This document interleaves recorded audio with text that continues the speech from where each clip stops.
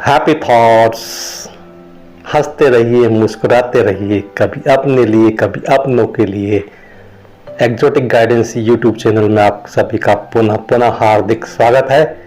और एक खुशखबरी है आप सभी के लिए। ओपन बुक एग्जाम 2021 के महत्वपूर्ण निर्देश यूनिवर्सिटी देवी अल्लाह विश्वविद्यालय के द्वारा जारी कर दिए गए हैं। उन्हीं महत्वपूर्ण निर्देशों को आप बहुत ही ध्यानपूर्वक सुनिएगा, क्योंकि ये महत्वपूर्ण निर्देश ही आपको सही तरीके से परीक्षा देने में सहायक साबित होंगे। वीडियो को बिल्कुल भी स्किप मत कीजिएगा। एक एक निर्देश को मैं आज आपसे ध्यानपूर्वक डिस्कस करने वाला हूं और आपके सारे डाउट्स और जिज्ञासाओं का समाधान इस वीडियो के माध्यम से आज होने वाला है। उत्तर पुस्तिकाएं कैसे लिखना है, कौन आंसर बुक में आंसर कैसे लिखना है, किस सही से लिखना है और जमा करने के लिए उस पर क्या आपको लगाना है, क्या क्या निर्देश दिए हैं। 15 निर्देश दिए गए हैं यूनिवर्सिटी के द्वारा, देवी अल्लाह विश्वविद्यालय के द्वारा। उन्हीं निर्देशों को हम अब डिस्कस करने जा रहे हैं। आइए आगे चलते हैं। देवी अहिल्या विश्वविद्यालय आपसे अपेक्षा करती है कि आप देवी अहिल्या विश्वविद्यालय की वेबसाइट को निरंतर विजिट करते रहें, और बहुत महत्वपूर्ण है आपके लिए भी। और जागरूक स्टूडेंट होने के नाते साथ ही साथ आप लोग जितने भी नेट फ्रेंडली हैं और जितने भी आप तकनीकी फ्रेंडली, टेक्नोलॉजी फ्रेंडली हैं, आईटी फ्रेंडली हैं, तो आप सभी को निश्चित रूप से देवी अल्लाह विश्वविद्यालय की इस वेबसाइट को प्रतिदिन विजिट करते रहना चाहिए। वेबसाइट का एड्रेस आपके सामने है www.dauniv.ac.in। क्योंकि इस वेबसाइट पर समस्त दिशा निर्देश परीक्षाओं से संबंधित आगामी समय में प्रकाशित होने वाले हैं। तो देवी अल्लाह विश्वविद्यालय की पहले नंबर के पॉइंट पर आपसे अपेक्षा है कि आप देवी अल्लाह विश्वविद्यालय की वेबसाइट को नियमित रूप से देखते रहें और शीघ्र ही वेबसाइट पर प्रश्न पत्र अपलोड करने व उत्तर पुस्तिकाओं को जमा करने की समय सारणी यानी कि टाइम टेबल जारी किया जाएगा। तो इस वेबसाइट से आपको क्वेश्चन पेपर आपको डाउनलोड करना है और साथ ही साथ उत्तर पुस्तिका जमा करने का जो टाइम टेबल रहेगा, डेट वाइज, टाइम वाइज, वो इस पर पब्लिश किया जाएगा, प्रकाशित किया जाएगा। दूसरा निर्देश देखते हैं। उक्त प्रश्न पत्रों को परीक्षार्थी द्वारा स्वयं डाउनलोड किया जाकर हल करना है। तो जितने भी प्रश्न पत्र हैं आपसे संबंधित, उन सभी को आपको डाउनलोड करना है स्वयं और उनको हल करना है। आप इसमें किसी की भी मदद ले सकते हैं, साइबर कैफे की मदद ले सकते हैं, MP ऑनलाइन की मदद ले सकते हैं। कहीं से भी आप ये प्रश्न पत्र जा करके डाउनलोड कर लें, या आप स्वयं यदि इस स्थिति में हैं तो डाउनलोड कर लीजिए। इस हेतु उनको यथासंभव A4 साइज पेपर या रजिस्टर के कागज का उपयोग करना है। यहाँ पर एक शब्द आया है यथासंभव, जहां तक संभव हो सके आपको कम से कम A4 साइज का पेपर लेना है। अब ये पेपर ब्लैंक भी हो सकता है या लाइन वाला भी हो सकता है, क्योंकि इसमें लिखा गया है कि A4 साइज का पेपर या रजिस्टर के कागज का उपयोग आपको करना है। तो कौन से कागज आपको उपयोग में लाना है? A4 साइज का पेपर यथासंभव। A4 साइज से कम का भी हो सकता है, यदि नहीं मिल रहा है तो कोशिश आपको करनी A4 साइज का पेपर होना चाहिए। अब वो लाइनिंग वाला भी हो सकता है या बिना लाइनिंग वाला भी हो सकता है। उत्तर पुस्तिका हेतु पेपर की व्यवस्था परीक्षार्थियों को स्वयं करनी होगी। देवी अल्लाह विश्वविद्यालय के द्वारा आपको किसी प्रकार की उत्तर पुस्तिकाएं प्रदान नहीं की जाएंगी। इनकी व्यवस्था आपको स्वयं करना है, अर्थात A4 साइज के पेपर पे आपको स्वयं व्यवस्था करके लिखना है। तो ये 3 प्रमुख निर्देश हमने डिस्कस किए हैं। आगे चलते हैं। डायरेक्शन नंबर 4, चौथे नंबर का जो डायरेक्शन बताया गया है, उसमें कहा गया है कि प्रत्येक विद्यार्थी अपनी समस्त उत्तर पुस्तिकाएं जमा करने की अंतिम दिनांक तक या उसके पूर्व अपने महाविद्यालय या निकट के संग्रहण केंद्र कलेक्शन सेंटर में एक साथ जमा करेगा। कहने का आशय ये हुआ कि आपको अपनी समस्त उत्तर पुस्तिकाएं, जैसे मान लीजिए आपके 8 विषय हैं, तो 8 विषयों की एक साथ जमा करनी है, अलग अलग नहीं लाना है। एक साथ एक ही दिन में एक ही समय पर उनको जमा करना है। आपका जो निकट का कलेक्शन सेंटर भी हो सकता है वह, और या फिर आपका जो महाविद्यालय, आपका जो कॉलेज है, तो अंतिम दिनांक तक जमा करने की जो लास्ट डेट है उस तक, उसके पूर्व तक महाविद्यालय में या निकट के संग्रहण केंद्र में एक साथ आप जमा कर सकते हैं। देवबंद विश्वविद्यालय द्वारा पूर्व के वर्ष में भी यह कोशिश की गई थी कि यदि आपका महाविद्यालय दूर है तो ग्रामीण अंचलों में शासकीय स्कूलों में भी संग्रहण केंद्र बनाए गए थे। ऐसी व्यवस्था इस बार भी की जाएगी, ऐसा इस निर्देश से प्रतीत हो रहा है। यदि आपका महाविद्यालय कहीं बाहर है, आप महू के छात्र नहीं हैं, इंदौर के छात्र हैं, तो इंदौर के किसी कलेक्शन सेंटर में भी आप कॉपी जमा कर सकते हैं, ऐसा संग्रहण केंद्र में हो सकता है। तो ये निर्देश देवबंद विश्वविद्यालय द्वारा वेबसाइट, जिसका मैंने एड्रेस आपको पहले नंबर के पॉइंट में बताया है, उसके अकॉर्डिंग आप देखते रहेंगे। संग्रहण केंद्र की घोषणा भी की जानी बाकी है, तो वहाँ कलेक्शन सेंटर पर भी जा करके आप कॉपियों को जमा कर सकते हैं। दिनांक जो हुई, डेट जो हुई, सबमिशन की जो डेट होगी उसके ठीक पहले विद्यार्थी अपनी समस्त उत्तर पुस्तिकाएं स्पीड पोस्ट, रजिस्टर पोस्ट से भी अपने महाविद्यालय जहां पर वो स्टडी करते हैं, अध्ययन करते हैं, वहां भेज सकता है। किन्हीं कारणवश, मान लीजिए आप पारिवारिक कारणवश या अस्वस्थ हो गए हों या किन्हीं अन्य कारणों से महाविद्यालय में जाकर के जमा नहीं कर सकते हैं, तो आप इसको भारत के डाक व्यवस्था, जैसा कि इसमें उल्लेख किया गया है, भारतीय डाक व्यवस्था, स्पीड पोस्ट या रजिस्टर पोस्ट से भी अपने महाविद्यालय पर जहां अध्ययनरत हैं वहां पर भेज करके इसको जमा कर सकते हैं। तो ये तो हो गया आपका रेगुलर वाले स्टूडेंट्स का। प्राइवेट के स्टूडेंट के लिए निर्देश दिया गया है कि स्वाध्याय विद्यार्थी के संबंध में विद्यार्थी द्वारा जिस महाविद्यालय से फॉर्म फॉरवर्ड किए गए थे, अग्रेषित किए गए थे, वहां पर अपनी उत्तर पुस्तिका भेज सकते हैं, जमा कर सकते हैं। इस हेतु समस्त विद्यार्थी महाविद्यालय का पता महाविद्यालय की आधिकारिक वेबसाइट से प्राप्त कर सकते हैं। डिस्क्रिप्शन बॉक्स में आपको गवर्नमेंट को बीएलपी कॉलेज महू की वेबसाइट का पता भी मैं देने जा रहा हूं, आप उस वेबसाइट का पता आप ले सकते हैं।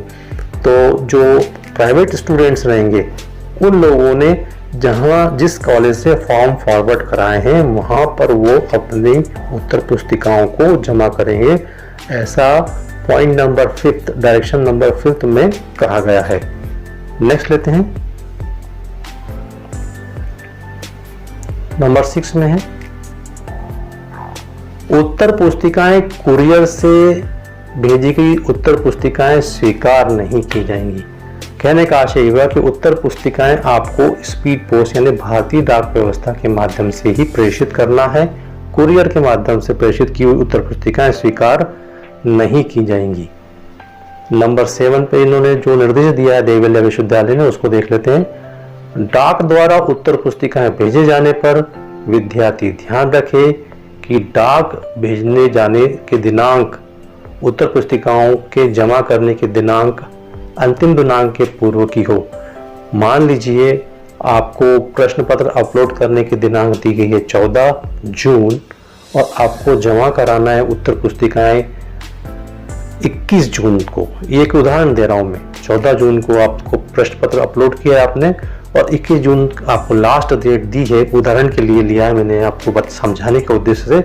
तो 21 जून के पहले कभी भी आप जो है डाक द्वारा उत्तर पुस्तिकाएं भेज सकते हैं। डाक द्वारा उत्तर पुस्तिकाएं भेजे जाने पर विद्यार्थी ध्यान रखे कि डाक से भेजे जाने पर दिनांक, जो डाक से भेजे जाने की जो दिनांक है उत्तर पुस्तिकाओं को जमा करने की अंतिम दिनांक के पूर्व की हो। यानी जैसा हमने उदाहरण लिया 21 तारीख लास्ट डेट है, तो 21 तारीख के पहले की, 14 के बाद, 14, 15, 16, 17, 18, 19, 20 किसी भी दिनांक को आप डाक में स्पीड पोस्ट के माध्यम से ये उत्तर पुस्तिकाएं भेजने की व्यवस्था कर सकते हैं।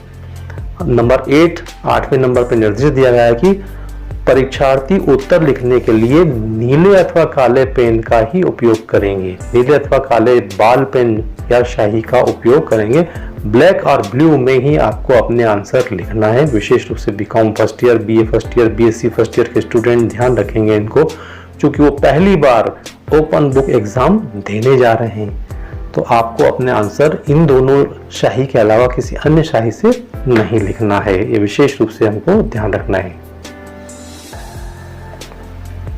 नंबर 9 पॉइंट उन्होंने कहा है, देवरिया विश्वविद्यालय ने निर्देश दिया है कि उत्तर पुस्तिका हैंड रिटिन होनी चाहिए, हस्तलिखित होनी चाहिए। It should be in your own hand writing में होना अनिवार्य है। टाइप की हुई नहीं चलेगी, प्रिंटेड नहीं चलेगी, कंप्यूटराइज नहीं चलेगी। तो टाइप की हुई नहीं होना चाहिए, प्रिंटेड नहीं होना चाहिए और कंप्यूटराइज उत्तर पुस्तिका स्वीकार नहीं की जाएगी। हस्तलिखित आपकी hand writing, your own hand writing में आपको उसको लिखना है। नंबर 10 पे कहा गया है कि विद्यार्थी समस्त उत्तर पुस्तिकाओं पर आवश्यक रूप से संलग्न फॉर्मेट चिपका कर या लगाकर संग्रहण केंद्र पर जमा करेगा। एक फॉर्मेट यूनिवर्सिटी के द्वारा डेवलप किया गया है, वो फॉर्मेट में अभी आपको तुरंत इसके आगे वाले भाग में दिखाने जा रहा हूँ कि वो फॉर्मेट में क्या क्या फॉर्मेलिटीज आपको करना है। तो उस फॉर्मेट को आप स्टेपल कर देंगे या आप जो आंसर बुक बनाएंगे उसके कवर पेज के रूप में उसको इस्तेमाल करना है, क्योंकि उस पर आपकी सारी बेसिक जानकारी इंफॉर्मेशन लिखना है।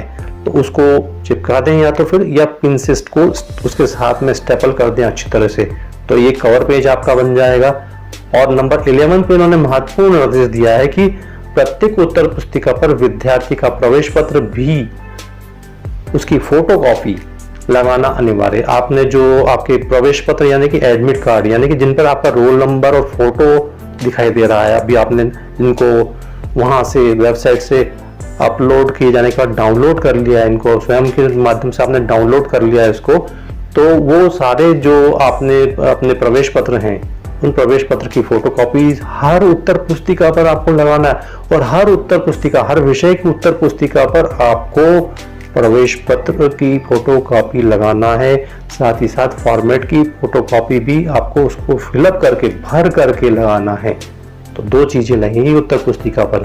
सबसे पहले लगेगा फॉर्मेट जो देवरिया विश्वविद्यालय द्वारा बनाया गया है, और दूसरे नंबर पर लगेगा आपका एडमिट कार्ड, यानी कि एडमिट कार्ड जो आपको अपने इनरोलमेंट नंबर दर्ज करके अभी अभी उसको डाउनलोड किया है। और उस फॉर्मेट में क्या क्या होगा अब हम उस पर विचार करते हैं। ये आपके सामने प्रपत्र अ दिखाई दे रहा है आपको। उत्तर पुस्तिका के प्रथम पृष्ठ का प्रारूप, सब आपको प्रपत्र अ उत्तर पुस्तिका के प्रथम पृष्ठ का प्रारूप दिखाई दे रहा है। समस्त कॉलम परीक्षार्थी द्वारा स्वच्छता से भरे जाना आवश्यक है। आपको अपनी स्वच्छ हैंडराइटिंग से इसको भरना है, फिलअप करना है। कुल 13 प्रविष्टियां हैं और इस वाले फॉर्मेट को जितने विषय हैं आपके 8 विषय हैं तो 8 फोटोकॉपीज आपको बनाना है और 8 पर प्रविष्टियां करके 8 विषय की उत्तर पुस्तिकाओं पर इनको कवर पेज के रूप में लगाना है और फिर उसके नीचे आपको एडमिट कार्ड लगाना है। इस तरह से आपको उत्तर पुस्तिकाएं सबमिट करने के लिए तैयार करना है। तो कुल 13 प्रविष्टियां हैं। प्रविष्टियां कौन कौन सी हैं उसमें? सबसे पहला कॉलम आपको इसमें भरना है विश्वविद्यालय का नाम। देवी अहिल्या विश्वविद्यालय इंदौर आएगा यहाँ पर। विश्वविद्यालय के नाम में आपको पहली प्रविष्टि में लिखना है देवी अहिल्या विश्वविद्यालय इंदौर। महाविद्यालय का नाम, जो भी जिस महाविद्यालय में आप अध्ययनरत हैं, जैसे कि BLP गवर्नमेंट कॉलेज महू में आप अध्ययनरत हैं तो उस महाविद्यालय का नाम आपको लिखना है। फिर तीसरे नंबर पर प्रविष्टि करना है आपको आपकी कक्षा की, कि किस कक्षा में आप अध्ययनरत हैं वर्तमान में, BCom, BA, BSc, MSc, MA वगैरह वगैरह। फिर आपका स्टेटस क्या है, छात्र का स्टेटस क्या है, छात्र कौन सा छात्र है। नंबर 4 नंबर पे प्रविष्टि है इसमें, क्या आप रेगुलर स्टूडेंट हैं, क्या आप प्राइवेट स्टूडेंट हैं, क्या आप ATKT प्राप्त स्टूडेंट हैं या आप एक्स स्टूडेंट हैं जिसको हम भूतपूर्व छात्र के नाम से जानते हैं। तो ये जानकारी नंबर 4 की आपको एंट्री में देना है। छात्र का स्टेटस, उसकी स्थिति क्या है, प्राइवेट है, रेगुलर है, ATKT है या भूतपूर्व छात्र है। पॉइंट नंबर 5, बिंदु क्रमांक 5 विषय। बिंदु क्रमांक 5 में आएगा विषय। इसका आशय हुआ आपका जो विषय है उसमें ग्रुप कौन सा है, जिस कॉपी को आप तैयार करने जा रहे हैं वो कॉपी कौन से विषय के ग्रुप में आती है। उदाहरण के लिए BCom फर्स्ट ईयर में, सेकेंड ईयर में, BCom फाइनल ईयर में सभी में फाउंडेशन कोर्स है, आधारभूत पाठ्यक्रम है। तो आधारभूत पाठ्यक्रम का नाम यानी समूह का नाम विषय में आएगा और आप सभी जानते हैं कि आधारभूत पाठ्यक्रम में 3 प्रश्न पत्र होते हैं, प्रश्न पत्र क्रमांक 1, 2 और 3। तो विषय में आ जाएगा आधारभूत पाठ्यक्रम, और प्रश्न पत्र मान लीजिए हिंदी का है तो 1 आएगा, अंग्रेजी का है तो 2 आएगा, और यदि मान लीजिए प्रश्न पत्र कंप्यूटर भाषा का या कंप्यूटर लैंग्वेज का है या फिर एंटरप्रेन्योरशिप का। जिस पॉइंट नंबर 6 में प्रश्न पत्र का क्रमांक आएगा। ऐसे ही 2 विषयों का एक समूह होता है, जैसे लेखांकन समूह। लेखांकन समूह में 2 विषय होते हैं, फर्स्ट ईयर की बात कर रहा हूँ मैं, उसमें 2 विषय होते हैं। एक होता है बिजनेस मैथमेटिक्स और दूसरा होता है फाइनेंशियल अकाउंट। तो जो विषय दिया हुआ है अर्थात 5 नंबर में, वहाँ पर आएगा लेखांकन समूह, अकाउंटिंग ग्रुप, ये विशेष ध्यान रखना है। और जो प्रश्न पत्र है उसमें मान लीजिए बिजनेस मैथ्स का प्रश्न पत्र है तो उसका जो क्रमांक है वो आएगा यहाँ पर, फर्स्ट पेपर है या सेकंड पेपर, तो पेपर का क्रमांक आएगा। बिजनेस मैथ्स का जो पेपर है उसका क्रमांक आएगा। फिर नंबर 7, प्रविष्टि क्रमांक 7, प्रश्न पत्र का शीर्षक। बिजनेस मैथ्स का यदि पेपर है तो यहाँ पर नंबर 7 पे आएगा बिजनेस मैथ्स या व्यावसायिक गणित। तो इस तरह से 5 नंबर में फिर से दोहरा लेते हैं हम लोग।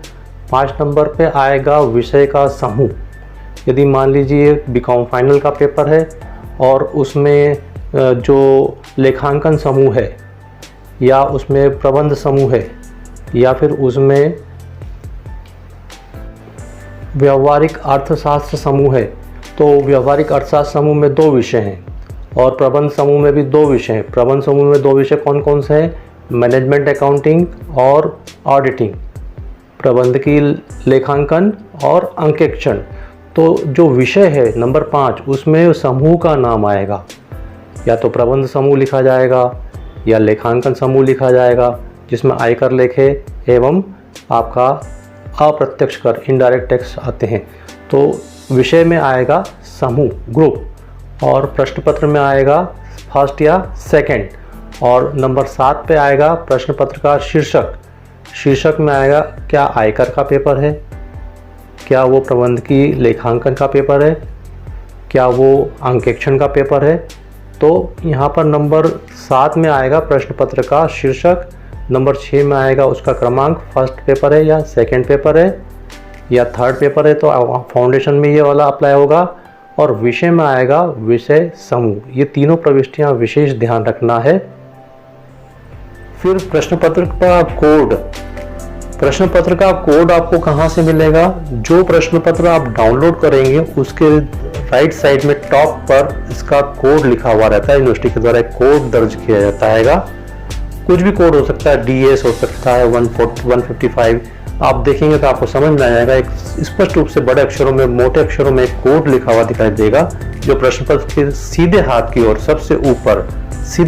सबसे ऊपर कॉर्नर में लिखा हुआ दिखाई देगा आपको, कॉर्नर में। तो प्रश्न पत्र का कोड आपको वहां से मिल जाएगा।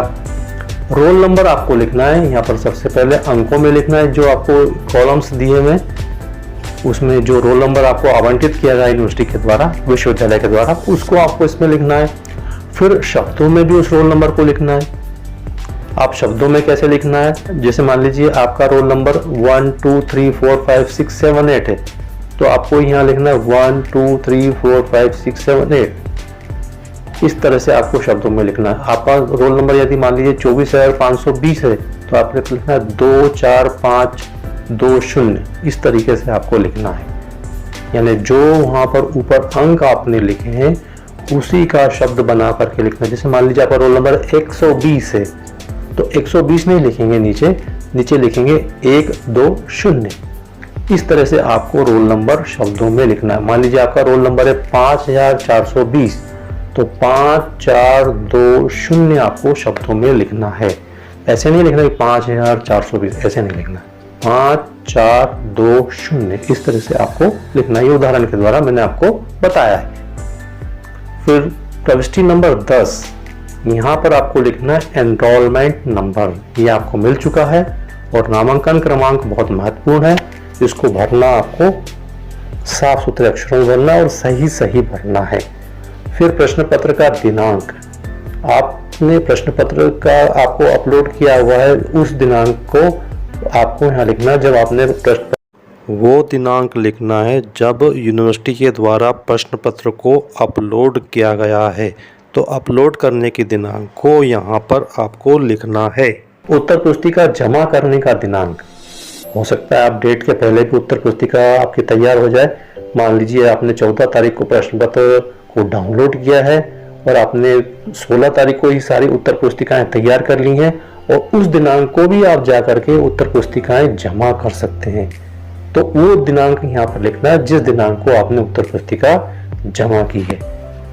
और केंद्र पर जमा की गई उत्तर पुस्तिका के कुल पृष्ठों की संख्या, और जो अधिकतम 16 पृष्ठों की होगी, आगे व पीछे का पृष्ठ मिला करके, यानी कि जो पृष्ठ आपका जो पेज भरा हुआ है, आगे का पेज और पीछे का पेज, 1 2 3 4 5 6 7 8, इस तरह से जो 8 पेजेस रहेंगे वो कुल 16 हो जाएंगे। आगे पीछे 8 पेज जो रहेंगे वो कुल आगे पीछे मिलाकर के 16 पेज। 16 पेज से ज्यादा का आंसर आपको नहीं लिखना है प्रश्न पत्र का, ऐसा देवविद्या विश्वविद्यालय ने स्पष्ट निर्देश दिए हैं। 16 पृष्ठ से ज्यादा की उत्तर पुस्तिका आपको नहीं बनानी, यानी कि आगे पीछे में मिलाकर करें तो हम 8 पेज से ज्यादा नहीं होंगी, और 8 पेज कैसे होंगे, A4 साइज के पेज होंगे। तो ये पूरे 13 पॉइंट आपको बताए गए हैं लाइन से क्रमशः। इनको आपको डाउनलोड करना है यूनिवर्सिटी की वेबसाइट से, और अलग अलग प्रश्न पत्रों के लिए अलग अलग इसको भर करके उत्तर पुस्तिकाओं के ऊपर कवर पेज के रूप में लगाना है। निर्देश क्रमांक 12, पॉइंट नंबर 12, डायरेक्शन नंबर 12 में देवविद्या विश्वविद्यालय आपसे चाहता है कि समस्त विषयों के प्रश्न पत्र वार पृथक पृथक उत्तर पुस्तिकाएं लिखनी होंगी। Separate answer book you have to prepare, जिसकी अनिवार्यता अधिकतम पृष्ठ संख्या 16 होगी। आगे पीछे के पेज जिसके यदि गिने तो हम 8 पेज होते हैं, ऊपर नीचे आगे पीछे, तो 16 पेज इस तरह से काउंट किए जाएंगे जैसा कि स्पष्ट लिखा हुआ है, आगे पीछे का प्रश्न मिला करके। उदाहरण हेतु रसायन शास्त्र के 3 पेपर होते हैं, paper first, paper second, paper third. तो विद्यार्थी को तीनों पेपर के लिए पृथक पृथक 16 पेज आगे पीछे का प्रश्न मिलाकर के उत्तर पुस्तिका बना करके कलेक्शन सेंटर पर जमा करना है। तो ये स्पष्ट है कि हर विषय के लिए आपको 16 पेज के ज्यादा की कॉपी नहीं बनानी है। नंबर 13 पे जो डायरेक्शन दिया गया उसमें कहा गया है विश्वविद्यालय स्तर पर इस कार्य के लिए एक विशेष सेल की स्थापना की गई है। एक स्पेशल सेल बनाया गया है आपके लिए, और वो स्पेशल सेल जो है जहां पर आपको परीक्षा संचालन के समय प्रति कार्य दिवस 10:30 से 5:30 तक संपर्क आप कर सकते हैं, और विशेष सेल की जानकारी विश्वविद्यालय की वेबसाइट पर उपलब्ध है। तो 10:30 से 5:30 पर आपकी शंकाओं का समाधान करने के लिए विशेष सेल की स्थापना की गई है, जहां पर आप प्रश्न पत्र अपलोड होने के बाद संपर्क कर सकते हैं, और 10:30 से 5:30 वर्किंग डेज में आप वहां पर संपर्क करके अपनी समस्याओं का समाधान कर सकते हैं। 14 नंबर पे डायरेक्शन दिया गया है कि जो पीजी लेवल के स्टूडेंट है, स्नातकोत्तर चतुर्थ सेमेस्टर 4th सेमेस्टर के जो स्टूडेंट हैं, जिन्होंने पाठ्यक्रम या विषयों में थीसिस जिसे हम लघु शोध प्रबंध कहते हैं या प्रोजेक्ट आवश्यक हैं, ऐसे परीक्षार्थी लघु शोध प्रबंध को यानी कि थीसिस को और अपने प्रोजेक्ट रिपोर्ट को नजदीकी निर्धारित संग्रहण केंद्रों में निर्धारित समय सीमा में जमा करेंगे। कलेक्शन सेंटर पर जमा करेंगे और निर्धारित समय सीमा टाइम जो लिमिट होगी उसमें वे जमा करेंगे, अथवा डाक के द्वारा भी समय सीमा में संबंधित महाविद्यालय के पते पर भेजना सुनिश्चित करेंगे। तो ये थीसिस के बारे में जानकारी जो पीजी लेवल के स्टूडेंट्स हैं उनके लिए है, और इसमें उनको थीसिस या प्रोजेक्ट जो भी है उसको समय सीमा पर सबमिट करना है। नंबर 15 पर लास्ट जो जानकारी दी गई है, छात्र संग्रहण केंद्र में उत्तर पुस्तिका जमा करने सबमिट करने के पश्चात रिसिप्ट यानी कि पावती आवश्यक रूप से प्राप्त करेंगे। पावती लेना आपके लिए जरूरी है। आपके पास एक सबूत होना चाहिए, प्रमाण होना चाहिए कि आपने उत्तर पुस्तिका सबमिट कर दी है, और इसको तब तक जमा करने की जो पावती है तब तक संभाल के रखना है हमें जब तक कि हमारा परिणाम नहीं आ जाता है। परिणाम आने तक इसको हमें संभाल करके रखना है। तो प्राचार्य या कार्यालय प्रमुख यह सुनिश्चित करेंगे कि परीक्षार्थी ने पावती यानी रिसिप्ट प्राप्त की है। पावती में जमा उत्तर पुस्तिकाओं की संख्या आवश्यक रूप से लिखना होगा, और परीक्षार्थियों को प्रदान की जाने वाली पावती का प्रारूप जो कि इस फॉर्मेट में संलग्न है, मैं आपको वीडियो में आगे दिखाने जा रहा हूं। इस हेतु छात्र से किसी प्रकार की कोई शुल्क की मांग नहीं की जाएगी। यानी आप जब उत्तर पुस्तिका सबमिट करेंगे तो आपको रिसिप्ट जरूर संबंधित संग्रहण केंद्र या महाविद्यालय से लेना है, बिना इसके आपको जाना नहीं है, और इसको तब तक संभाल के रखना है जब तक कि आपका परिणाम नहीं आ जाता है। पावती का प्रारूप देख लेते हैं। देवी विश्वविद्यालय, ये रिसिप्ट मिलेगी आपको जब आप उत्तर पुस्तिका जमा करेंगे, और इसमें प्राप्ति रसीद पर विद्यार्थियों के लिए लिखा हुआ है स्पष्ट रूप से किस कलेक्शन सेंटर पे आपने आपकी उत्तर पुस्तिका सबमिट की है, आपका नाम क्या है, आपकी कक्षा कौन सी है, अनुक्रमांक यानी कि रोल नंबर आपका क्या है, एनरोलमेंट नंबर आपका क्या है, आपका मोबाइल नंबर इस पर अंकित किया जाएगा, और कितनी संख्या में आपने उत्तर पुस्तिकाएं जमा की हैं, और कौन कौन से विषयों के प्रश्न पत्रों की उत्तर पुस्तिकाएं आपने जमा की हैं वो बताया जाएगा।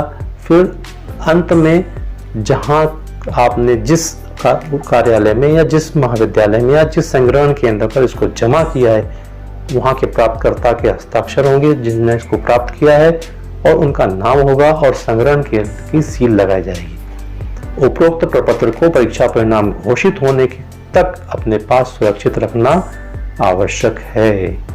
तो इसको आपको अपने पास सुरक्षित रखना चाहिए जब तक कि आपका परिणाम घोषित नहीं हो जाता। तो ये सारी महत्वपूर्ण जानकारी आपको इस वीडियो के माध्यम से मैंने प्रदान करना उचित समझा है, और आप निश्चित रूप से देवी विश्वविद्यालय के दिशा निर्देशों का पालन करेंगे। साथ ही साथ वीडियो में जो डिस्क्रिप्शन बॉक्स है उसमें इसके पूर्व के वीडियो की भी सूची में प्रस्तुत करने जा रहा हूं, उसको भी आप देख करके और सुन करके समझ सकते हैं। उम्मीद करता हूं कि मेरे द्वारा आपको जो जानकारी प्रदान की गई है आपको अच्छी तरह से समझ में आ गई होगी, और यदि समझ में नहीं आई है तो आप अपने डाउट्स मुझे कमेंट बॉक्स में लिख करके उसकी कमेंट बॉक्स के माध्यम से ही समाधान उसका प्राप्त कर सकते हैं। वीडियो में आप बने रहे, आपका बहुत बहुत धन्यवाद। नेक्स्ट वीडियो में आपसे फिर से मुलाकात होती है, तब तक के लिए take care, bye bye, happy thoughts.